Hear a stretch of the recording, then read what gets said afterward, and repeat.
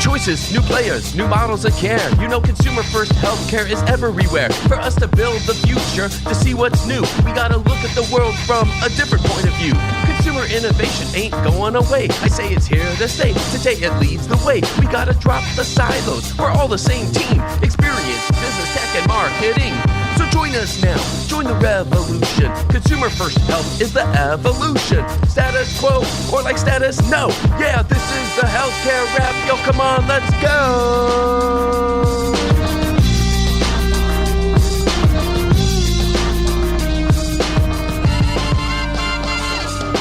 Hey, welcome back to the leading podcast about consumer health innovations. I'm Jared Johnson, and here's what's going to go down today. We have the Flava of the week about the third and final trend in McKinsey's latest consumer insights report. Are consumers still shopping their healthcare? And how can we orchestrate experiences by connecting to a holistic health ecosystem?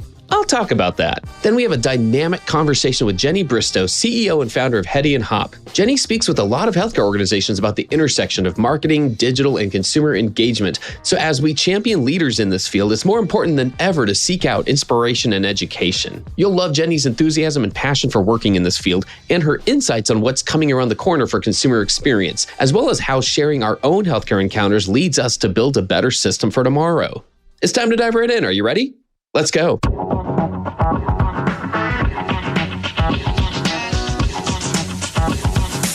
Flava of the week. Health systems finally have clearer direction on how to orchestrate experiences for consumers who, despite wishful thinking to the contrary, are still actively shopping their healthcare. For the last 2 episodes, I've been focusing on McKinsey's latest consumer insights report covering 3 macro trends related to consumer healthcare behaviors. So today, let's dig right into trend number 3. Consumers are actively shopping and making trade-offs. The report explains that in the face of economic uncertainty, consumers have continued their shopping behavior, that is, researching before making purchases, and they're frequently trading down to the more affordable option. This trend is affecting many industries, including healthcare. 45% of surveyed consumers report researching providers and in-network costs before choosing a health insurance plan. Based on data from the last 2 McKinsey Consumer Health Insights surveys, 44% of healthcare consumers research providers before making an appointment. On average, consumers who research providers then look at 2 or 3 providers before making a decision. This represents a meaningful increase in shopping behaviors compared to the 2017 survey, when only 20 to 30% of healthcare consumers conducted similar research. According to data from the 2023 McKinsey Consumer Health Insights Survey and McKinsey analysis of internal data from ZocDoc, consumers typically take 5 factors into account when shopping for healthcare: quality, availability, proximity, cost, and options for care.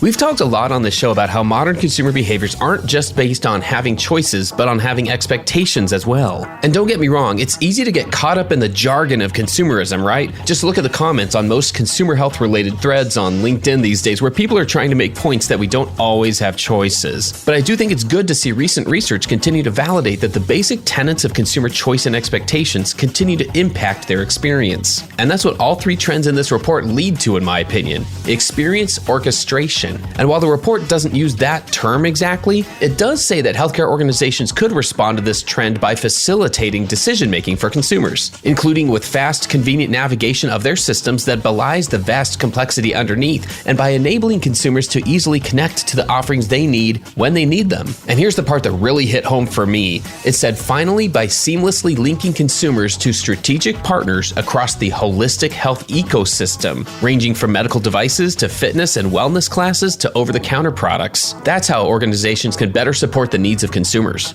It's a bit mind-blowing, isn't it? The thought of linking consumers to strategic partners throughout an ecosystem sets a new vision for how to address their shopping behaviors. So maybe we haven't been thinking broadly enough until now. Maybe orchestrating experiences is more about an emphasis on building those seamless connections with strategic partners, rather than simply funneling patients through a narrow set of legacy services. As with the first 2 trends in McKinsey's report, I think we're just beginning to scratch the surface here. Let's reframe the opportunity to provide consumer-centric healthcare by examining it through the lens of experience orchestration and start considering how to link consumers to an ecosystem that extends what's possible for their health and well-being. That's another way that we'll build the healthcare of tomorrow, and that's the Flava of the week.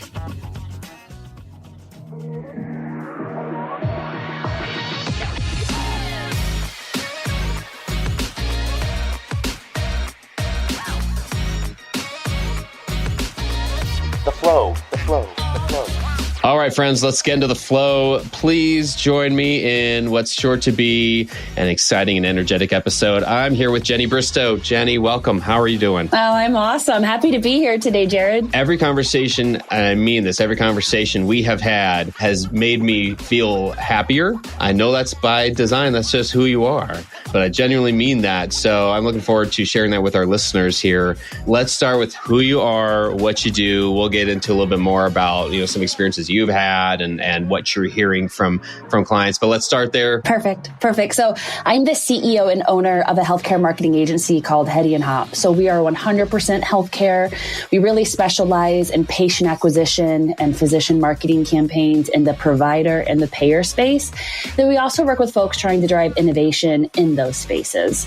We have been around for, it's coming up on 9 years. And before this, I actually started out in the healthcare recruiting industry right out of college. And I've been in digital marketing my entire career. This is the second agency I've owned. I owned one out in Seattle, worked at Amazon for some time. So very, very big fan of continuing to grow, learn new skills, and just kind of keeping up with the innovation that makes these jobs harder. Also a fan of the background you've got here for our listeners. They won't be able to see, but you got to describe the neon sign on the side behind you. I'm on Zoom all day long, like most of us, right? And so whenever COVID happened, we decided to begin working from home exclusively. I moved into my sunroom, so it's beautiful, lots of windows, but an Instagram ad hit me up, taking my company name in bright pink. And so I have it up against a dark blue wall, and it's in every single Zoom that I do. So again, trying to just infuse a little bit of joy into conversations we have, even if it's visual. It's so refreshing to have it in contrast to, I'm trying to think of the last, even a virtual background that wasn't like just a little dreary or a little, I don't know, sterile. So this is a different vibe going on. So Thank you. I call it bohemian, eclectic. I see that. I totally see that. Okay, so we'll have to share some screenshots and stuff and video clip on this one for sure. So people see what we mean. It is absolutely, it's a 100. You're already getting a 100 here. So thank you. Ace in the test. That's right. I love gold stars. So we're going to try something a little different here. There are a few different directions. It's almost like a choose your own adventure. There's a few different directions we could go today. But I do think a good starting point is just leveraging kind of what you're hearing on a few different topics. And I'll set this up a little bit, right? Listeners of our podcast here know we like to talk about what it takes to innovate on behalf of consumers. In this context, it doesn't necessarily mean that it's a patient who is making a choice about how to pay for their care. That's one aspect of it, but it's the fact that we are human beings who aren't always thinking about healthcare. We're thinking about how we want to feel. We're thinking about how we want to have health and wellness. We want to feel good in our lives. And so there's a difference there. This wording is intentional, right? So there is an aspect or a focus that needs to happen on consumer experience. We need to make it easier to get there. We need to make it easier to use the tools that we have, many of which are digital now. And then we also need to understand not only what we have to do to get there, but who has to do it. And so I want to focus on the marketing leader today who is involved in so many aspects of making healthcare easier for people, usually with digital means. That's a lot of implementation. It's a lot of evaluation. It's a lot of creative. There are so many different aspects to this. But it ultimately involves a marketer in a marketing role who may or may not have been in a marketing role thinking they were going to work on things like, oh, good, now I get to figure out some privacy issues. Now I get to figure out consent. Now I get to figure out what's coming with AI. Now I get to be a technologist. I would like to think some have, but for plenty of marketers, that wasn't part of why they came into marketing. So tell me about the digital hats that marketers are wearing these days from what you see. Just a little bit of like perspective foundation laying. We work with providers as small as a single location children's hospital all the way up to multi-state healthcare systems, right? So across the spectrum. So we've seen organizations where the marketing leaders perhaps managing a team of 4 all the way up to where they have a team of 40 underneath them. So first of all, you have that dichotomy. You have budget implications. You have team size implications. That, of course, is true regardless of what sector you're in, right? But that is still something that you have to take into consideration. The interesting thing that I've seen across the different sizes within this spectrum is most of the senior level marketing folks actually have a background in comms or PR. Very few of them have a performance marketing background. And when I say performance marketing, that's truly having that digital and technical acumen where you can hop in and operationally stand up a landing page, build out an email campaign, understand consent management tools and how they integrate with your CDP, all of these different technical considerations. It is very rare that the most senior person in the marketing seat of an organization will actually have this background. I actually had a really interesting conversation just earlier this week with one of my clients, and it was a mid-size healthcare provider. I was talking to the president of the organization, and he wanted my advice and insight because they're trying to fill the CMO role. And he said, Jenny, I'm just getting super frustrated because we have marketing and communications as the way we define the role. He goes, and I feel like at this point, that's a unicorn. Either you're going to have somebody with lots of marketing experience or lots of communications and PR experience, and he can't find anybody that walks that balance in the middle of line. And I think that is pretty true in what we've seen as far as what the person's background is. It's very difficult to actually have experience doing all of those things.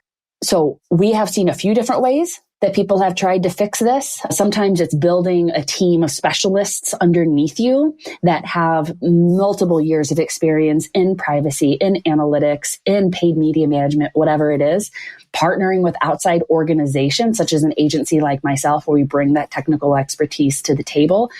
But I think the most successful leaders really are honest about what they do and don't know and are transparent about it to their partners or employees. That way they're able to lean in effectively versus masking it and pretend like they understand all of the things. That's where you typically get into problems. I've seen that too, for sure. And I can remember the early days of building out a marketing technology and analytics team. I believe that's what we called it, which wasn't a function, right? Early on. Right. Yes. And to your point of a Marcom-centered person, the strategic chops that somebody's got to be in a leadership position there are off the charts. And a lot of times, it's definitely been an evolution. I definitely see a lot more technical capacity as part of that now. And sometimes those things do clash. So being able to feel like you're leader and competent and communicate that to your team, like, look, we know what we're doing. Yeah, we're bringing on that. We're evaluating this platform, whatever it is.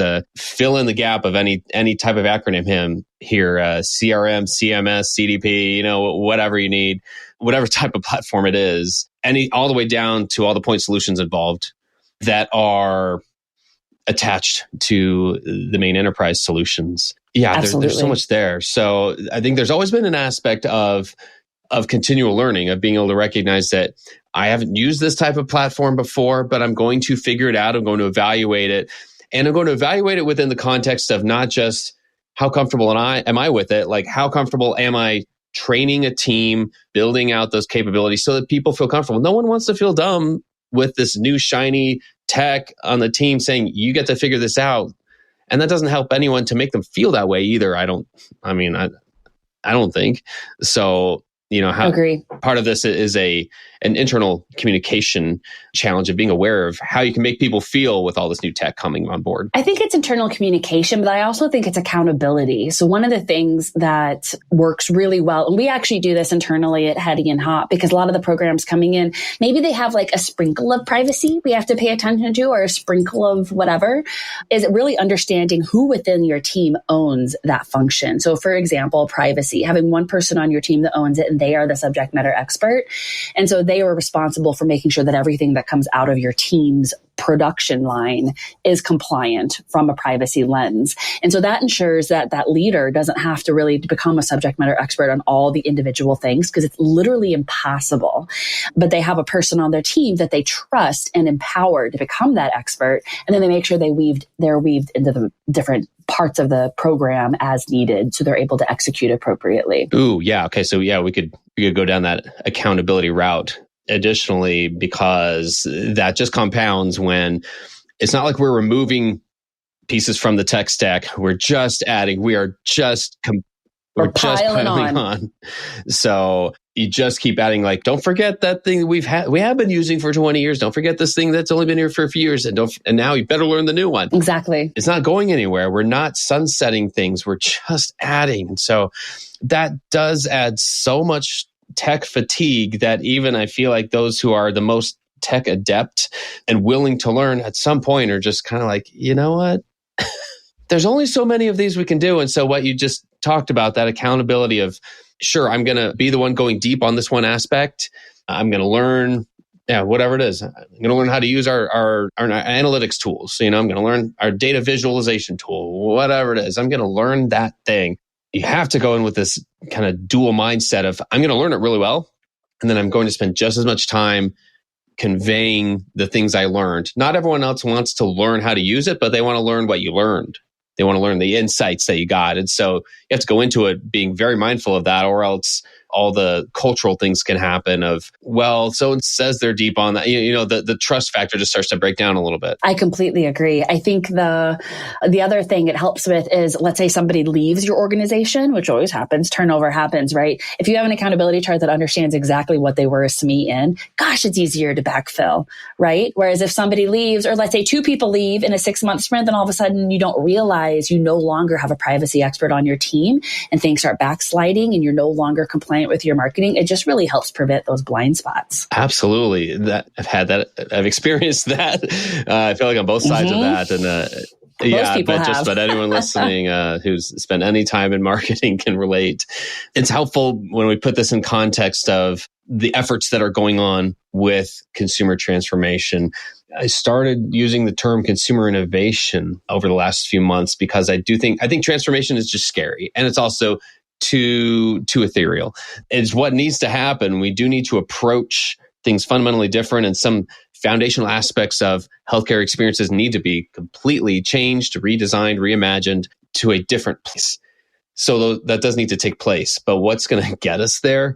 It's understanding some of the consumer muscles we can build along the way. So as we refer to things like that, it's like, what process do we need to add in to see how many clicks somebody is putting in there to get them to where we want to go? How easy did we make that? We assume a lot that we build the landing page, to your point. We set up this campaign. We're putting things out there. We're running ads. And just because it's running, that somebody's going to click through and go through the way we expect them. And that's often not the case. So there has to be a design and an experience design aspect of even a lot of the bread and butter marketing aspects that we're running. So that's another hat a marketer gets to wear. Exactly. And then let alone the, measurement strategy, reporting and analysis also is another one, right? Just within that one campaign example that you shared. So I think it's also interesting. One thing that I was chatting with another client earlier this week is, they go, I have One Medical, the Amazon offering. They were like, I have it and I work for this provider. But it's so easy that I choose to have it. Like, how as marketers do we compete with that, with this monolithic, budgetless organization who, by the way, is known for strategically undercutting from a pricing perspective, where it is literally impossible for other people in that space to even break even, let alone have a profit remaining. I mean, I worked there and saw the inner workings about how ruthless they were.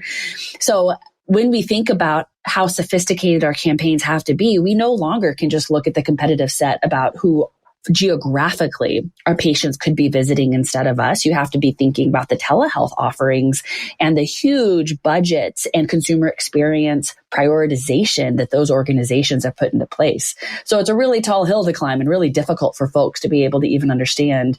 Like I was chatting earlier this week, one of our clients wanted us to do a competitive set to help them understand, going into 2025, like what should they be focusing on from like a campaign optimization perspective, content strategy, service line prioritization, what are their competitors doing? And we had to give them a little bit of bad news of like, hey, your competitors aren't who you think they are anymore. Like the list you gave us, cute, that is still there. But there's also all these other competitors now that you need to have in your sites because they are taking market share from you. And so even that sort of realization can change the way that you approach strategic planning and then the specific, implementations and technologies you want to put in place to make consumers make their lives easier to come and see you. So true. That brought up a couple of examples here for me. And I actually happen to have this open right here. Let me just throw out a couple of those non-traditional provider organizations. You mentioned One Medical, right?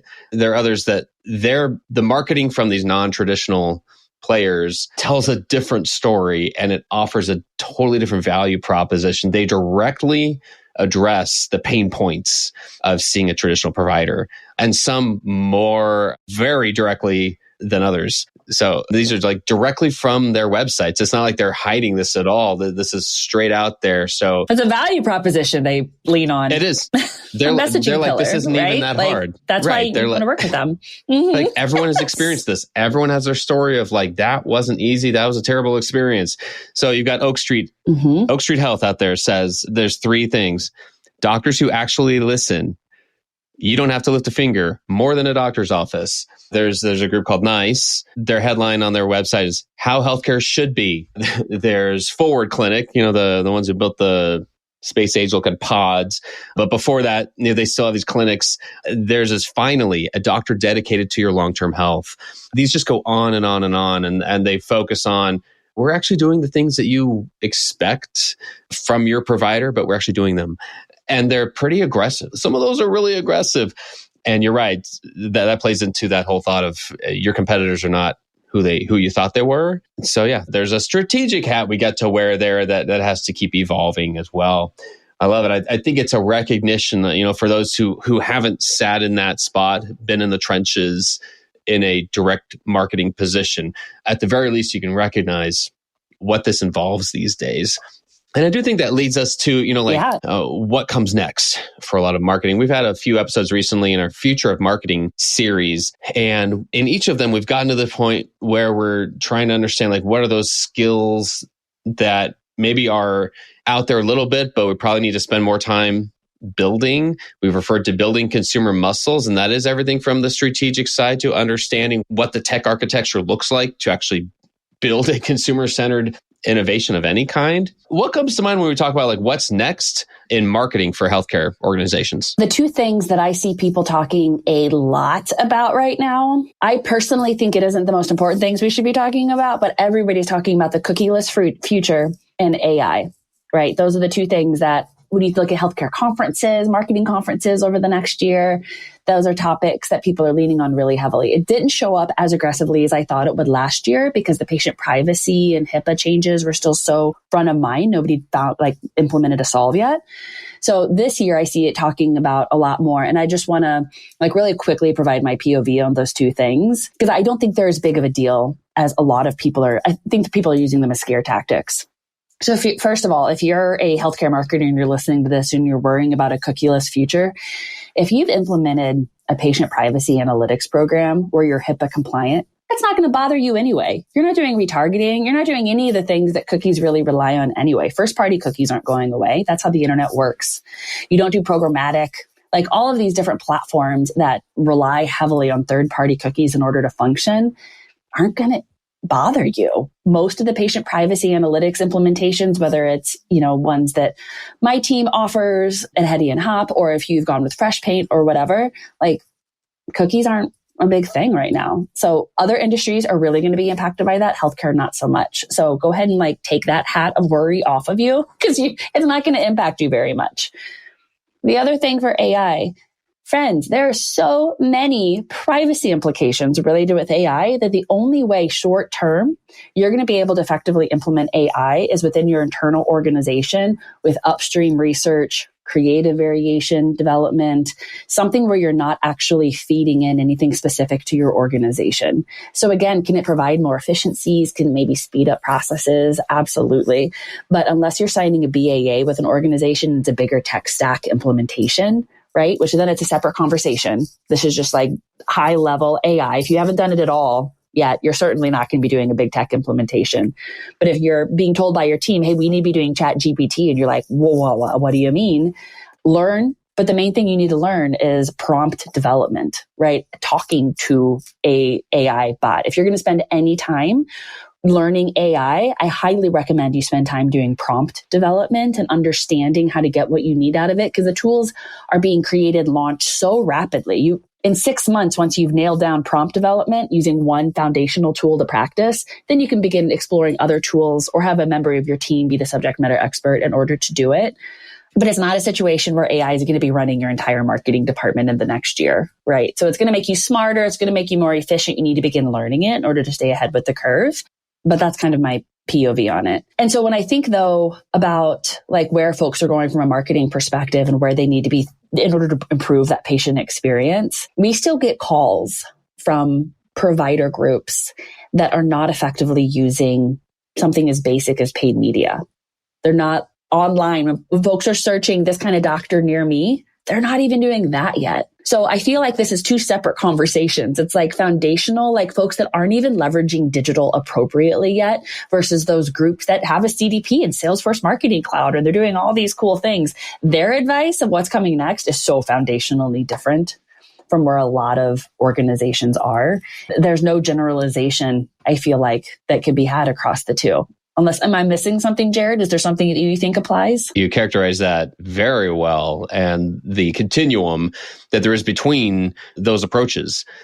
And it's a bit myopic to not acknowledge that you're likely closer to one end of that spectrum or the other. And there's not that much middle ground on that continuum as there used to be, because those who are using it are finding it effective, and then they keep iterating. And so if that's a muscle you haven't developed yet, then that gap is widening, it feels like. I completely agree.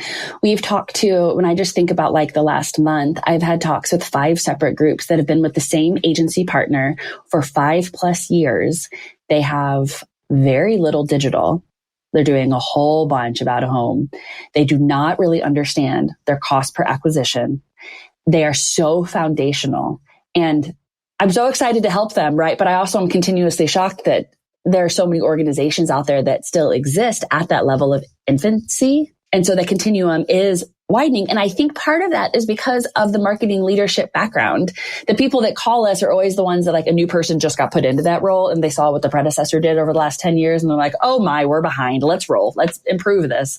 Right. So I think it's all a matter of the exposure that marketing leader had in their prior positions. If they've never done patient acquisition campaigns that are digitally minded and oriented, they might not even know it exists. Amen. It's the reality. I like keeping that real and acknowledging that is what's happening. Not everyone's on the same page here. And so when there's a call for, let's look at what's coming next, that's why the term I've loved, or the phrase I've heard, which I love, which is AI is not a strategy. Yes, that's a perfect way to phrase it. It's just like, fill in the blank, right? That used to be social media is not a strategy. It used to be mobile is not a strategy. So the same mindset keeps coming up of cool, a new thing. Whereas if you just go into it, every new thing that comes about, you're capable of learning, you're capable of figuring out to a point where you can just like develop this process of what's the business value? Is this useful for us? If not, we can keep it on the shelf.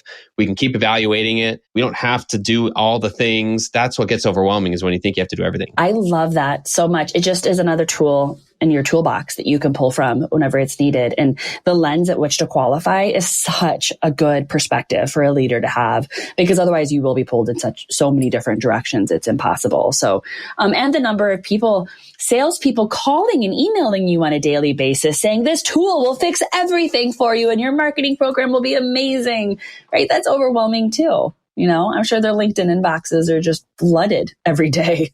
So it's hard to keep up with. Does somebody have a solution for my LinkedIn inbox?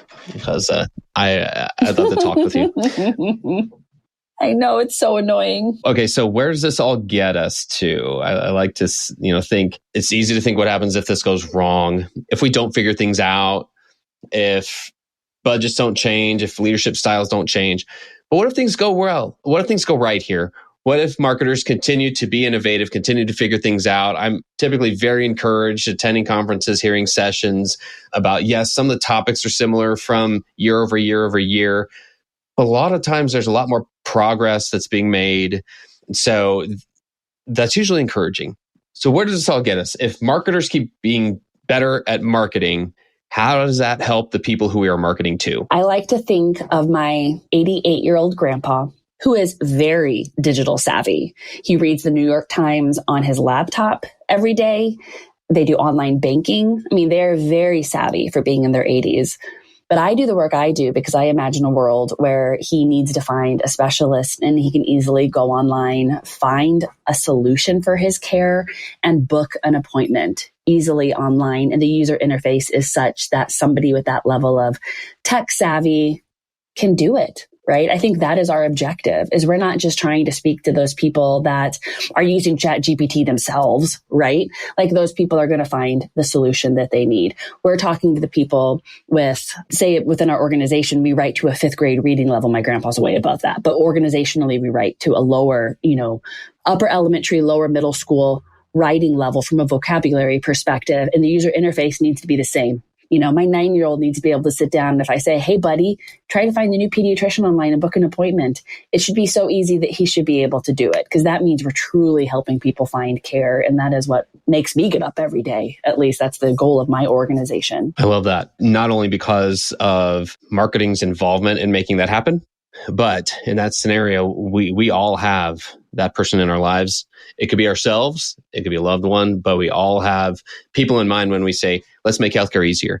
Let's make it easier for the clinicians providing the care, but let's also make it easier for those who are receiving the care. Yes. Let's have that be our North Star, for crying out loud. Like, let's just have that be a thing we talk about and incorporate more into the marketing discussion, so that yes, we're growing the business ultimately. We're growing engagement. We're growing any of the KPIs that get us there, but we're ultimately making healthcare easier. That's what gets people engaged in their health, is when it doesn't have to be so hard. As an organization, Hedy Hopp, we actually have an internal dashboard we created that aggregates all of our client marketing campaigns.